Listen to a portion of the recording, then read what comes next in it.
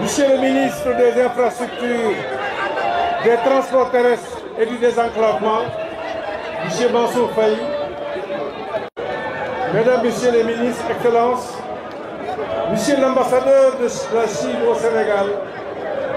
Mesdames, Messieurs les députés, Monsieur le gouverneur de la région de Dakar, Madame le maire des Parcelles Assainies, Mesdames, Messieurs les maires des communes traversées par les projets, Mesdames, Messieurs les autorités administratives, préfets, sous-préfets, Mesdames, Messieurs les délégués de quartier, imams, responsables politiques ici présents, chère population de Dakar, des Parcelles Assainies en particulier, je voudrais vous remercier au nom du président de la République, vous remercier pour cette mobilisation exceptionnelle, cet accueil chaleureux et enthousiaste. Je salue avec affection et respect les populations ici présentes. C'est donc, je disais tout à l'heure avec enthousiasme, que je préside le lancement des travaux d'aménagement de la route des Niayes pour sa composante route de connexion, qui comprend, entre autres, l'élargissement de la route existante en 2x2 voies, de la voirie urbaine des Parcelles Assainies et du programme d'amélioration de la fluidité des accès routiers à Dakar. Population de Dakar, particulièrement population des Parcelles Assainies, nous devons dire merci au président de la République pour sa vision. C'est 18 km de route qui seront faits ici aux Parcelles Assainies. Et j'ai demandé à l'entreprise que les travaux démarrent immédiatement. Ces projets d'une grande importance pour notre capitale et pour notre pays témoignent, comme je l'ai dit tout à l'heure, de la vision du président Macky Sall pour le développement du Sénégal. Cette vision déclinée dans le plan émergent et qui repose sur la conviction profonde que notre pays doit se transformer en une nation prospère, moderne et émergente. Dans cette perspective, l'amélioration de la mobilité de Dakar, à Dakar et dans la banlieue, joue un rôle essentiel si on considère qu'une majeure partie de l'économie y est concernée, y est concentrée. À ce titre, le développement urbain occupe une place prépondérante dans le développement des infrastructures, avec une contribution appréciable apportée à l'amélioration de la mobilité à travers le programme de construction des ponts et autoponts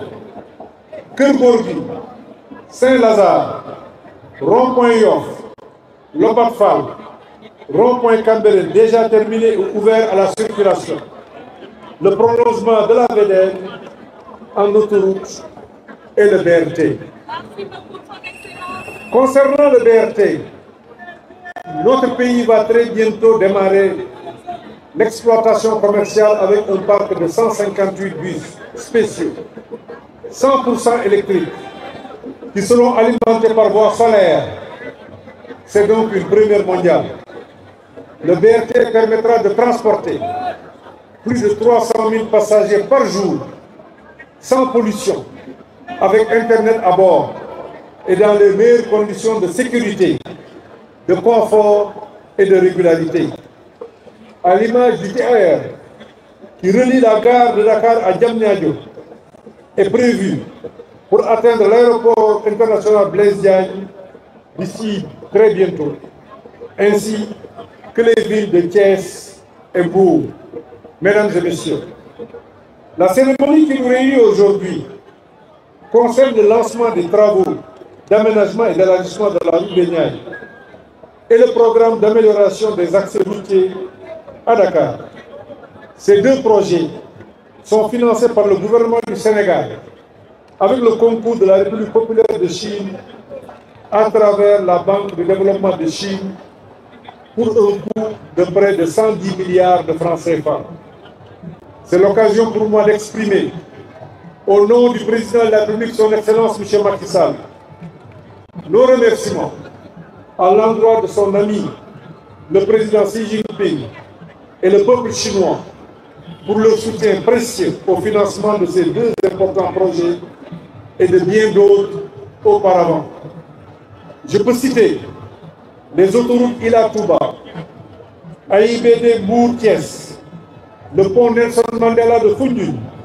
C'est aussi le cas de l'autoroute Mbour-Fatick-Kaolack, actuellement en chantier, pour ne citer que ces exemples. Merci pour tous ces appuis à nos efforts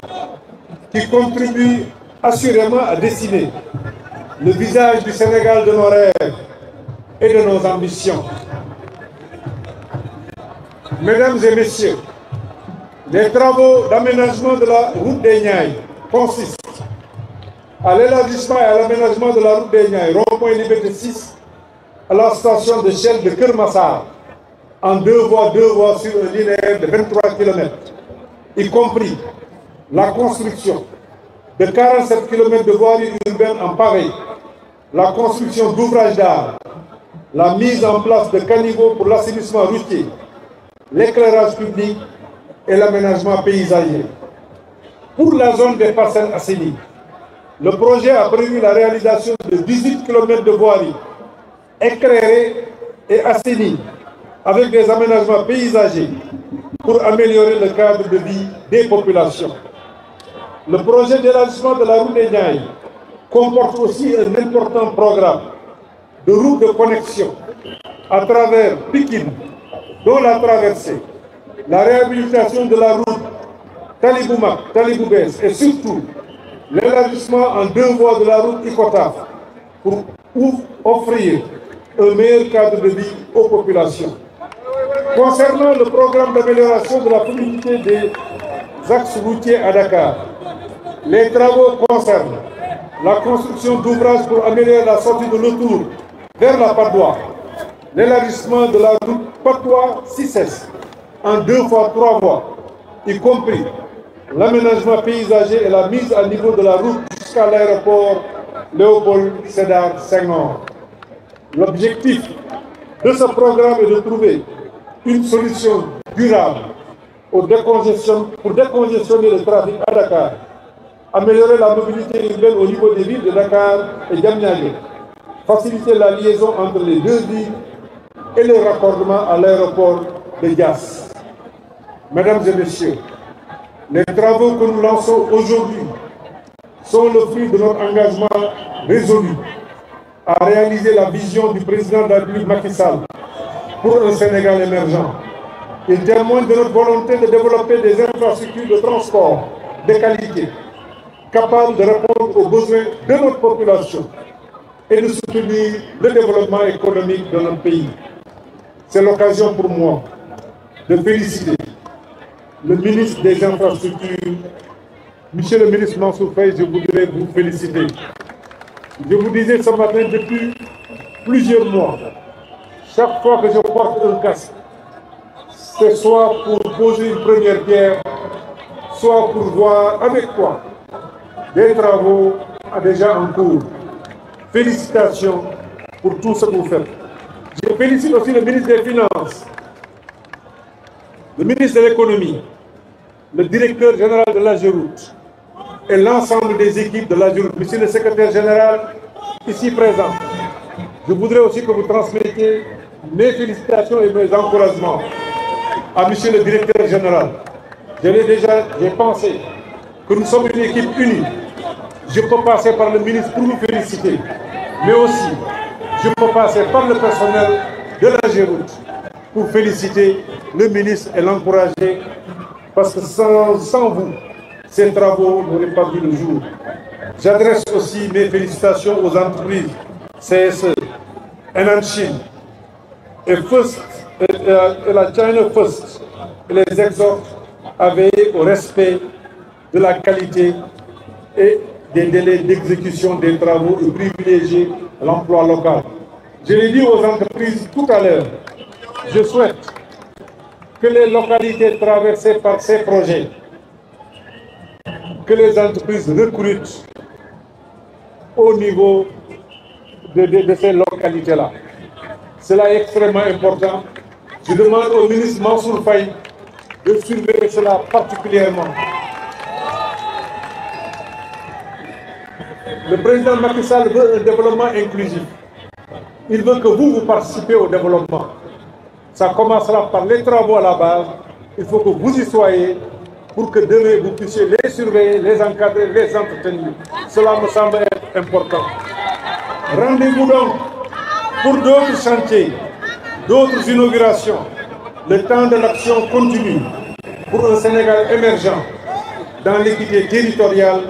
et la justice sociale. Je vous remercie de votre attention.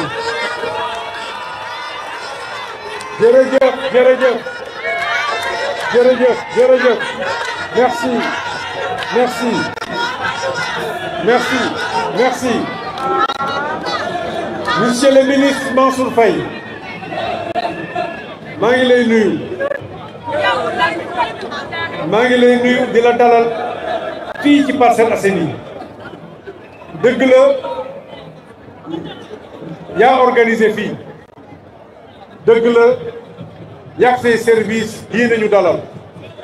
waaye boo ñëwee fii ci Parcelles Assainies sañ naa laa dalal.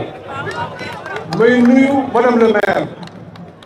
di ko sant di ko gërëm pour son comportement républicain. Madame le maire, je vous salue et je vous demande de transmettre mes salutations au maire des Parcelles Assainies, mais aussi à l'ensemble du conseil municipal des Parcelles Assainies. maa ngi leen di nuyu yéen ñëpp. di nuyu ambassadeur de la République populaire de Chine di ko sant di ko gërëm. di nuyu autorité locale yi fi toog. administrative d'abord, le gouverneur, les préfets, sous-préfets, maa ngi leen di nuyu tous les maires, di nuyu responsables politiques yëpp yi fi teew. maa ngi leen di sant di leen gërëm tous les responsables maa ngi leen di nuyu imam, délégué de quartier, sage, mais di réserver une mention spéciale à la jeunesse de Dakar ici présente. maa ngi leen di nuyu maa ngi leen di sant di leen gërëm.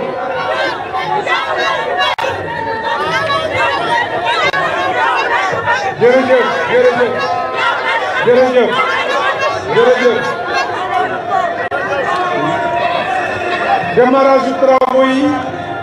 démarrage du travaux yi fii lañ koy defee ci Parcelles Assainies. xam ngeen li Parcelles Assainies di représenter pour moi. ma leen di sant di leen gërëm. c'est lui. mais nee nañ ma Modou Lo ñëw na. xaw ma ana Modou. yegsi Modou yegsi.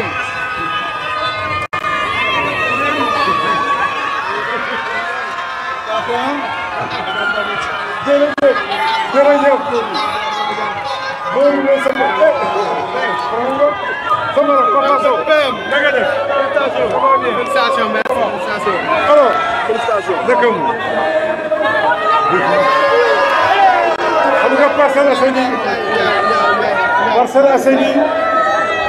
dëkku champion yi la. nous avons beaucoup de champions. Nous avons beaucoup de champions. Et le prochain champion devrait être le président de la République.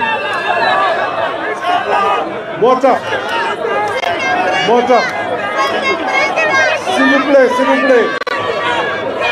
S'il vous plaît.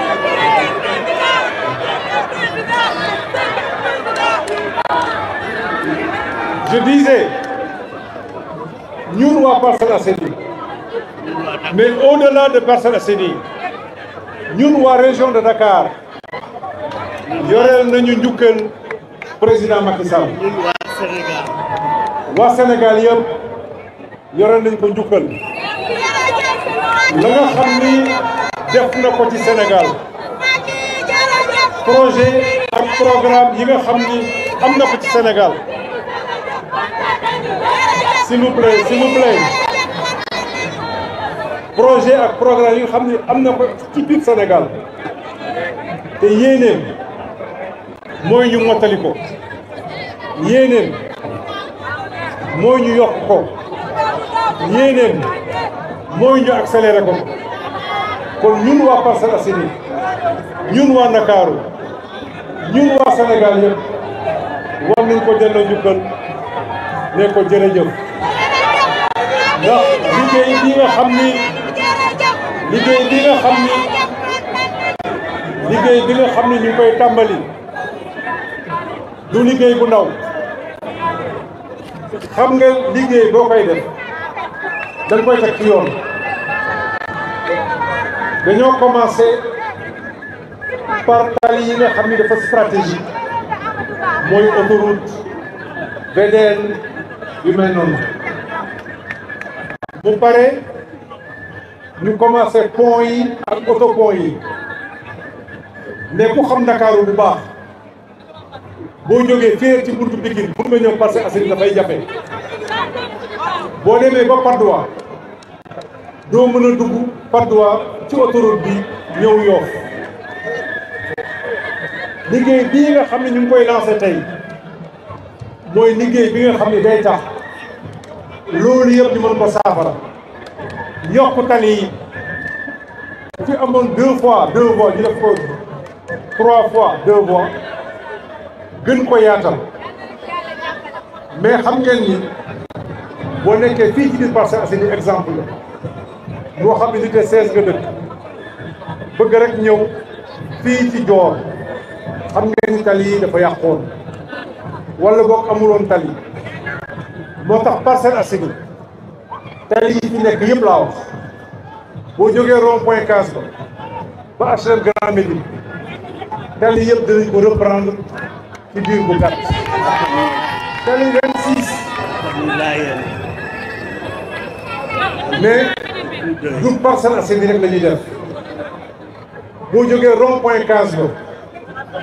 dem Cambérène ba ci corniche bi ci dëkku Maam Limaamu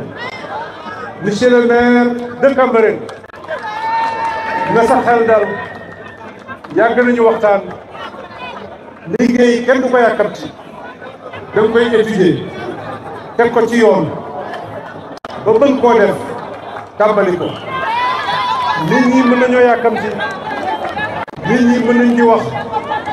mais li nga war a wax li nga war a def ko rek bu jotee nga wane ko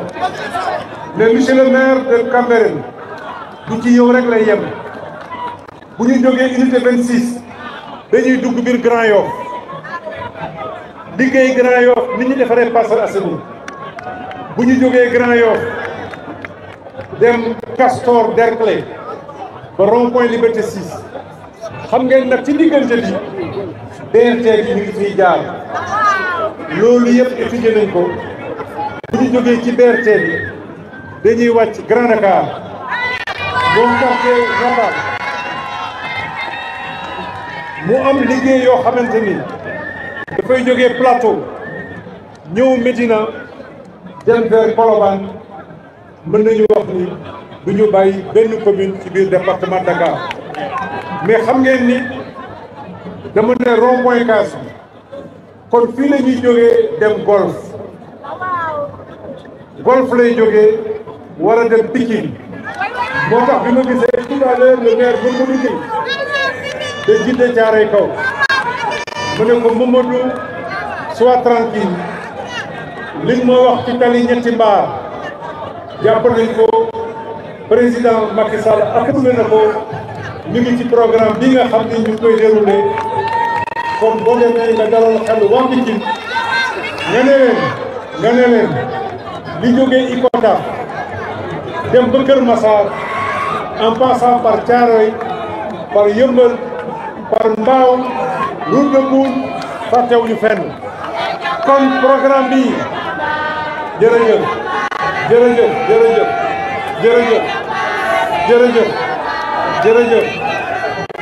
jërëjëf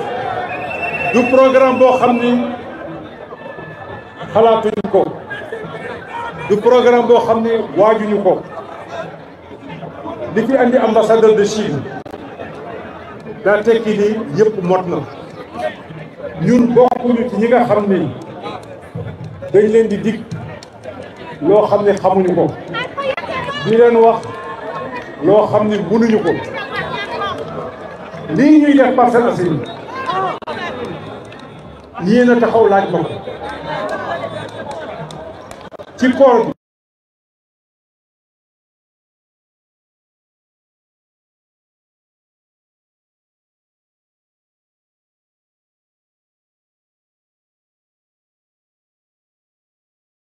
d'accord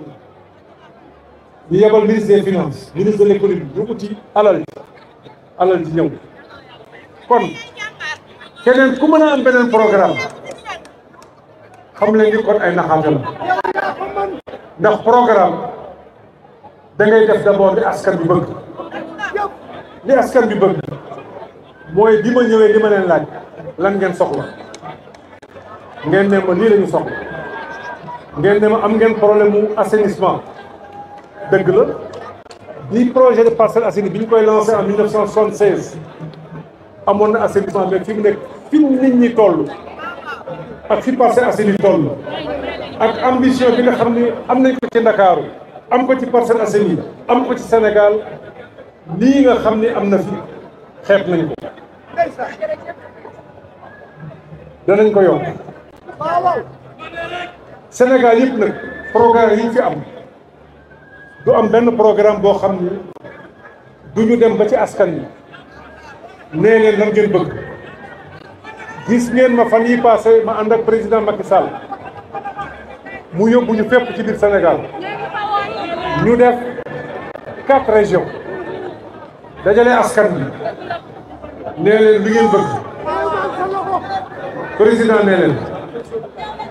ñëwoon naa fi 2012 wala 2013 def ci réunion bu mel nii ngeen ne ma lii ngeen bëgg ma ne leen lii laay def ñu ñëw gouverneur toog gouverneur nañu lii ngeen waxoon lii ngeen def gis nga borom kat yi toog fii ñoom bokkuñu benn parti ñoom état lañ fi nekkal kon ñoom boo leen joxee carte la ñuy wax mooy la ñu xam ku ñëw fii nga leen di fekk ku dem fii nga leen di bàyyi moo tax moi j'ai un grand respect pour eux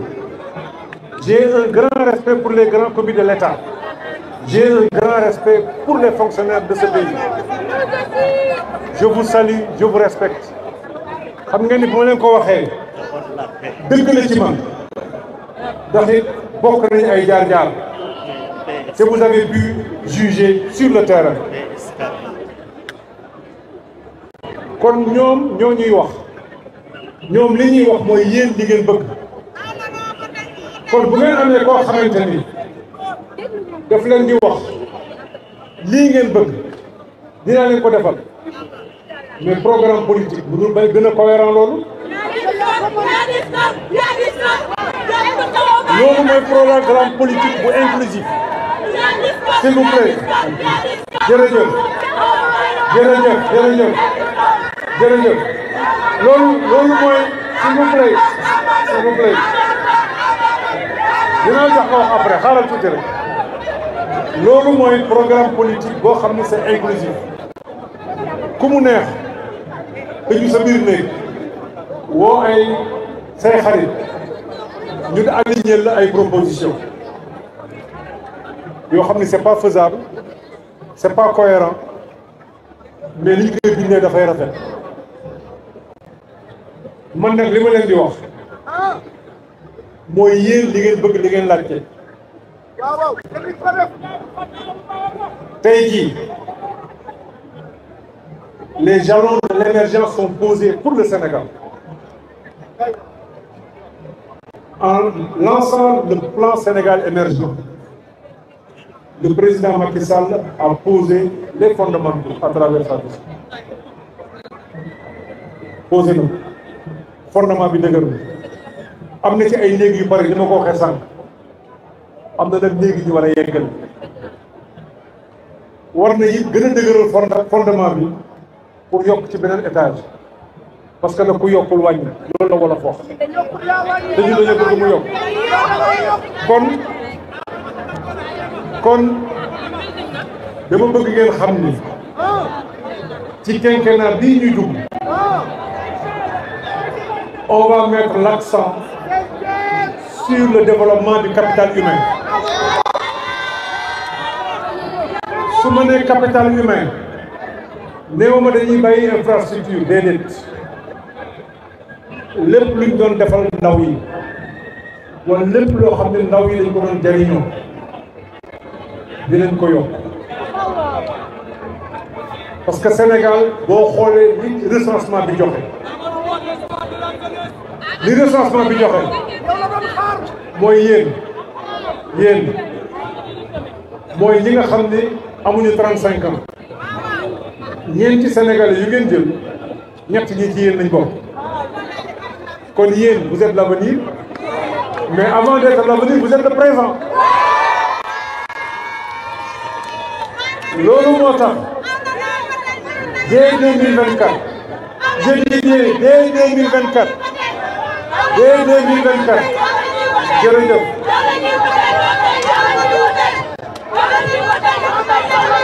merci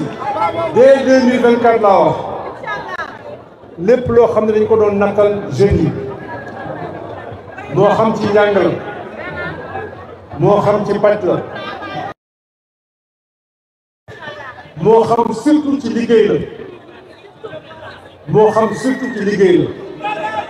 dinañ ko yokk ci ay anam yoo xamante ni dina leen jaaxal xam nga di président Macky Sall di ñëw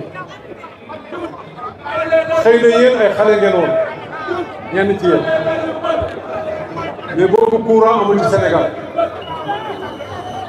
tali amul woon ci Sénégal wala bariwul woon mais tey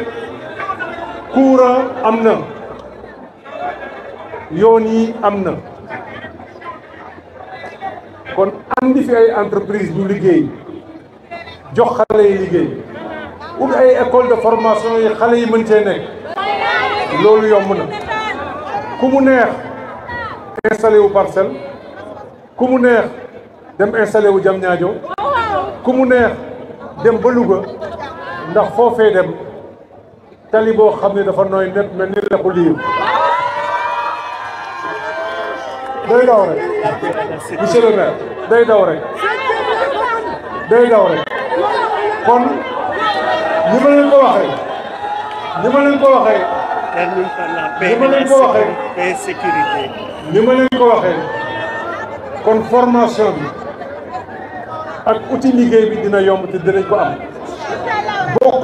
bokkuñu ci ñi nga xam ni dañ ñëw di diggaate dañoo poser première pierre tey mais waxuñu ko première pierre on parle de démarrage des travaux mooy liggéey bi dafay démarrer xam lu muy teg mooy defar nañu plan yi xam nañu ñaata lay jar la koy defar xam nañ ko ka koy defar xam nañ ko li des mooy surveiller ko pour mu def ko ci bu ko bëggee et incha allah ci loolu la ñuy wéy beneen axe bi nga xam ne dañ koy renforcer mooy axe paix et sécurité jàmm ju mat sëkk Sénégal ñun ñëpp ñoo bokk ndey bokk baay qu'on soit de l'est ou de l'ouest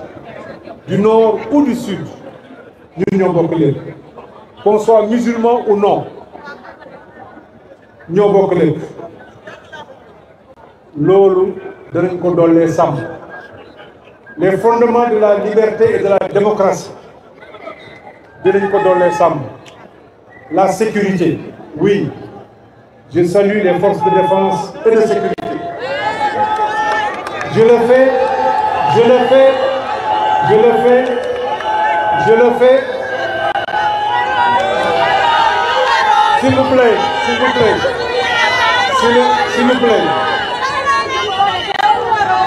s'il vous plaît je le fais au nom du président de la République Macky Sall en tant que Premier ministre mais je le fais aussi en tant que citoyen Si nous avons la tranquillité de pouvoir rester ici à cette heure, de pouvoir nous mouvoir librement, c'est parce que ces hommes et ces femmes, chargés de veiller sur nous et sur le pays, ces hommes et ces femmes, disais, sont là. Ces hommes méritent respect. Ces hommes méritent considération. Ces hommes méritent soutien. Sachez que dans le programme que nous mettrons en œuvre, à l'instar du président Macky Sall, les efforts sur la paix, la sécurité et la gouvernance seront renforcés. maa ngi leen di sant di leen gërëm kontaan naa ci waa Parcelles dinañu am waxtaanu biir néeg dinañu am waxtaanu biir néeg dinañu am waxtaanu biir néeg yoo xam ne maa ngi yéen ñooy toog waxtaanee ko ñu xool ñu leen di dimbalee di saluer les femmes des Parcelles Assainies je salue toutes les femmes de Dakar je salue toutes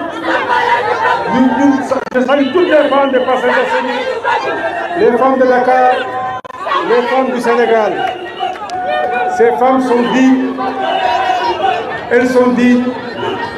elles méritent respect et considération. Et les efforts qui sont faits pour l'épanouissement de la femme, ces efforts seront renforcés. Je vous remercie.